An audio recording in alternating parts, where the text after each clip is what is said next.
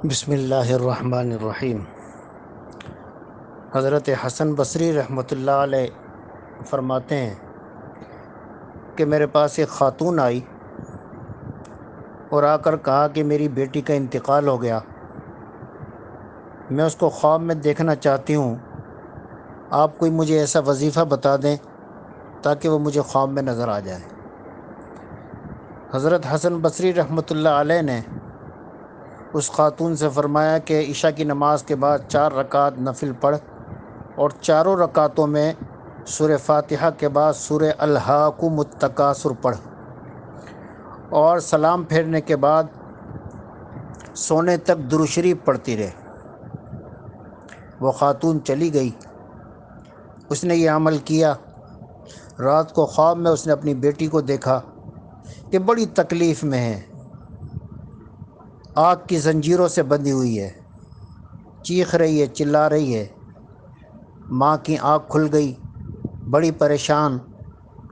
حضرت حسن بصری رحمۃ اللہ علیہ کی خدمت میں صبح کو آئی اور آ کر پھر کہا کہ آپ نے جو وظیفہ بتایا تھا میں نے وہ وظیفہ کیا، رات کو خواب میں نے اپنی بیٹی کو اس حالت میں دیکھا ہے اور میں اور زیادہ پریشان ہو گئی ہوں۔ اب مجھے بتائیں کہ کس طریقے سے اس کی تکلیف اور اس پر سے عذاب دور ہو۔ حضرت حسن بصری رحمۃ اللہ علیہ نے فرمایا کہ اس کی طرف سے صدقہ خیرات کرو، استغفار پڑھو، درود شریف پڑھو، اس کو ایصال ثواب کرو تاکہ اللہ تعالیٰ اس کی تکلیف کو دور کر دیں۔ وہ خاتون چلی گئی۔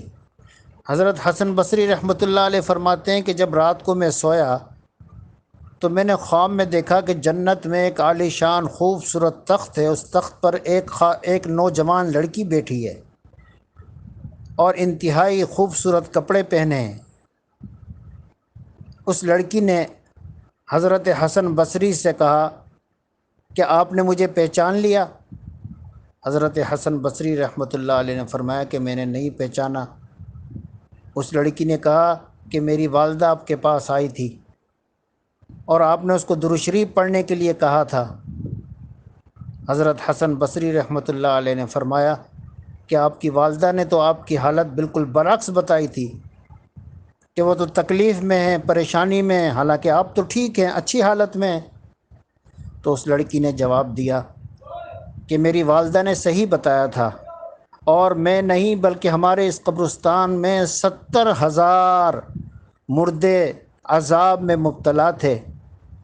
اللہ والوں میں سے ایک شخص یہاں سے گزرا، قبرستان پر سے گزرا، اور اس نے ایک مرتبہ درود شریف پڑھ کر قبرستان میں جتنے بھی مردے تھے ان کو ثواب پہنچایا۔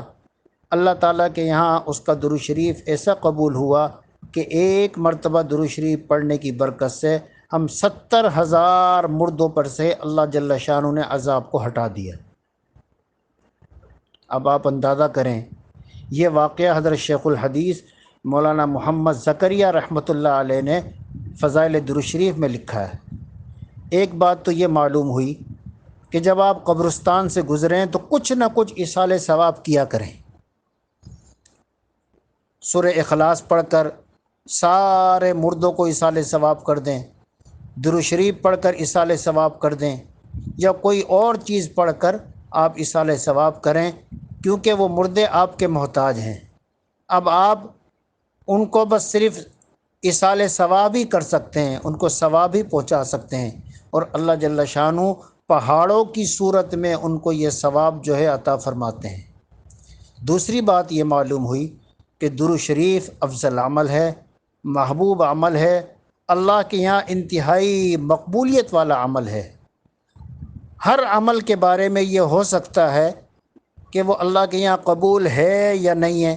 نماز آپ نے پڑھی، پتہ نہیں قبول ہے یا نہیں، زکوٰۃ دی، اللہ کے یہاں قبول ہے یا نہیں، ذکر کیا، اللہ کے یہاں قبول ہے یا نہیں، لیکن درود شریف ایسا عمل ہے جو اللہ کے یہاں قبول ہی قبول ہے، اس میں رد ہونے کا سوال ہی پیدا نہیں ہوتا۔